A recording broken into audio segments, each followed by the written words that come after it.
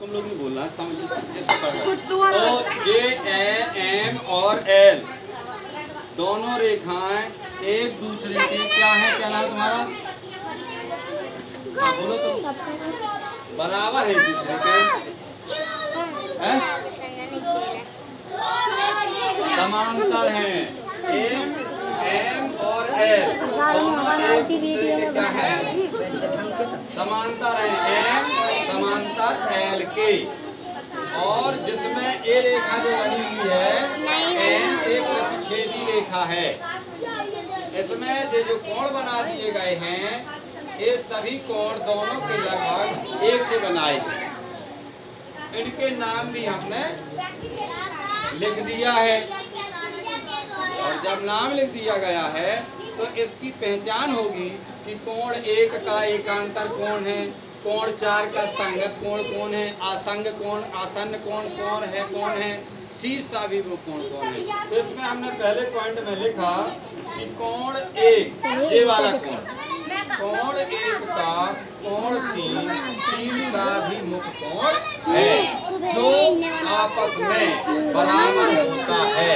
अतः एक कोण एक बराबर कोण तीन, यानी कोण एक यदि 70 अंश का है तो कोण तीन भी 70 अंश का होगा। शीर्षा भी मुख कोण कैसे कहलाते, तो दोनों खड़े हो जाओ, एक्टिविटी हो जाती है, खड़े जाओ तुम जैसे खड़े। शीर्षाभिमुख, शीर्ष माने सिर, और जे हो गए ऐसे खड़े, ठीक है ना। अब ये इसका इसका सिर क्या नाम तुम्हारा, अंकित का इस साइड है और इसका इस साइड है, इसी प्रकार का इसका इस साइड है और इसका इस साइड है, ये कहलाते हैं शीर्षाभिमुख कोण। बैठ जाइए, याद रहे। अब इसका शीर्षाभिमुख कोण है, हाँ अब तो बन जाएगा, बोल। इसका शीर्षाभिमुख कोण कौन रहेगा, दो का 4, बहुत बढ़िया। 6 का याद हो गया, तो बोलो थोड़ा सा। शीर्षाभिमुख कोण 5 का क्या होगा, चलो बैठ जाओ।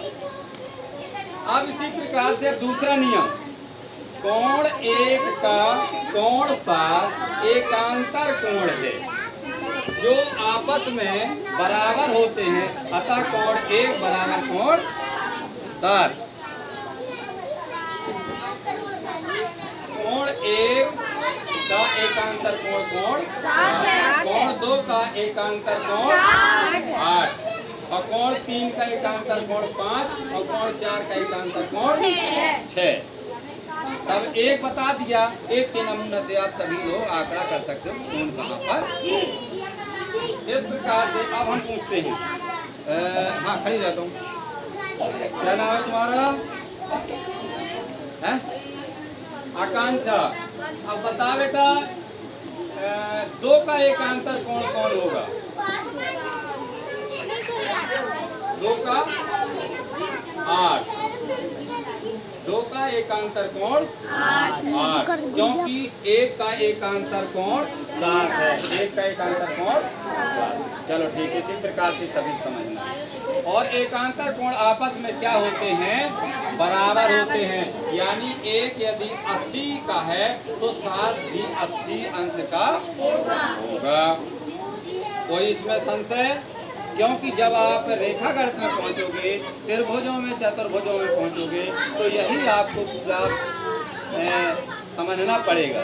इनको फिर क्या लिखनेंगे, हम जानते हैं या ये ज्ञात है, ये लिखना पड़ता है रेखा गणित में।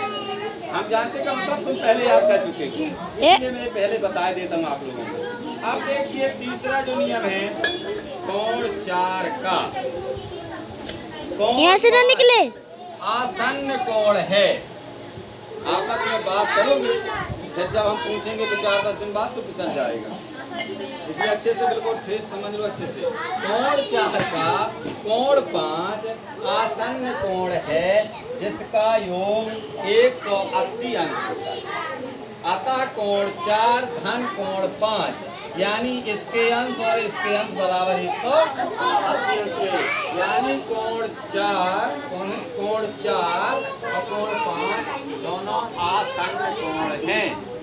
क्या कौन है, दोनों का योग कितना होगा, 180 अंश। अब यदि इसका पता हो और इसका ना हो तो इसको लिखते हैं और इसको लिखते हैं वाई स्वाई, तो लिख दें वाई एक्स वाई जेड को बराबर 180 में माइनस कर देंगे तो इसका भी नाम आ जाएगा।